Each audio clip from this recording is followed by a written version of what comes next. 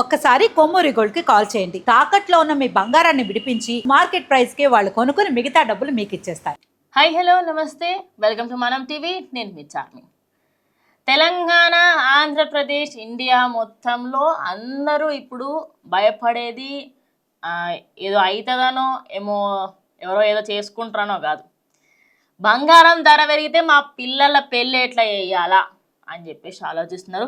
Record స్థాయి, నిజంగానే record స్థాయి 24 క్యారెట్ల బంగారం 138,550 రూపాయలు నడుస్తుంది. ఇవాళ 138,550 రూపాయలు. అస్సలు చిన్న మాట కానే కాదు. రేపటి రోజు బంగారం అంటే ఒక వీడియో ఉంటుంది, ఇన్స్టాగ్రామ్లో చూసాను నేను.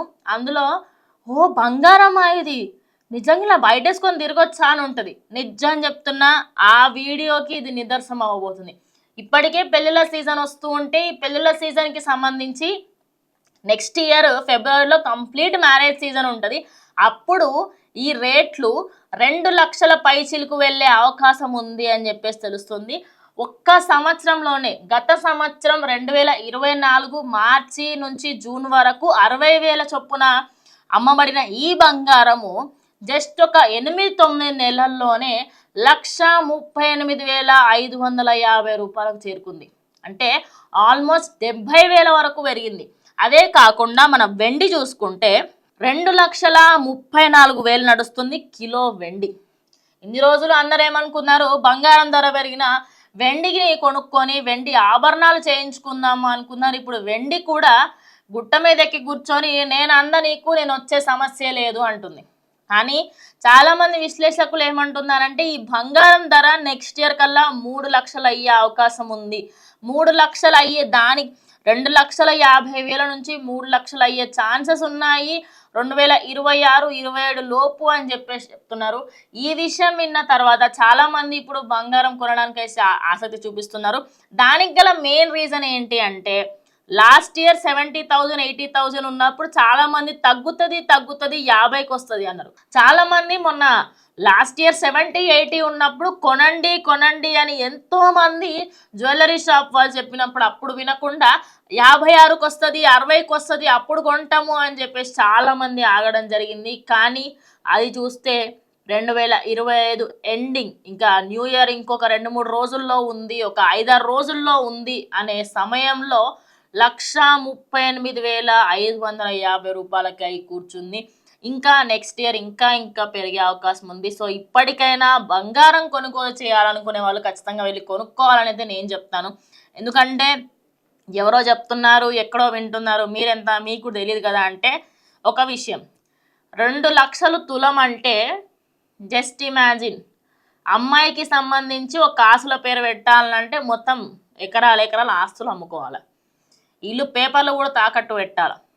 ఇన్ని సంవత్సరాలు ఒక లెక్క, ఇప్పటి నుంచి ఇంకో లెక్క. ఇంకోటి, రేపటి రోజు బంగారం తగ్గిందనుకోండి పరిస్థితులు ఎట్లుంటాయో కూడా చెప్తా. పెరిగితే పరిస్థితులు అర్థం చేసుకున్నారు కదా. బంగారం పెరిగితే ఇట్లా ఉంది కదా, బంగారం తగ్గితే వెండి మీద ఇన్వెస్ట్ చేసిన వాళ్ళందరూ 10 రేట్లు బోల్తా పడతారు. ఎందుకు అంటున్నా అంటే, గుడ్డిగా సిల్వర్ని పెడితే ఆ సిల్వర్ తక్కువ ఉంది కదా అని చెప్పేసి పెట్టడం కాదు. బంగారం ఎప్పటికైనా బంగారమే, వెండి ఎప్పటికైనా వెండే. దానికి తేడా తెలుసుకోండి. బంగారం 10 రూపాయలు పడితే వెండి 100 రూపాయలు పడుతుంది.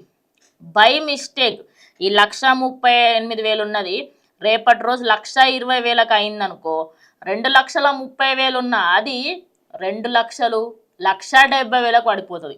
అంటే దానికంటే 90% తొందరగా పడే ఛాన్స్ వెండికి ఉంటుంది.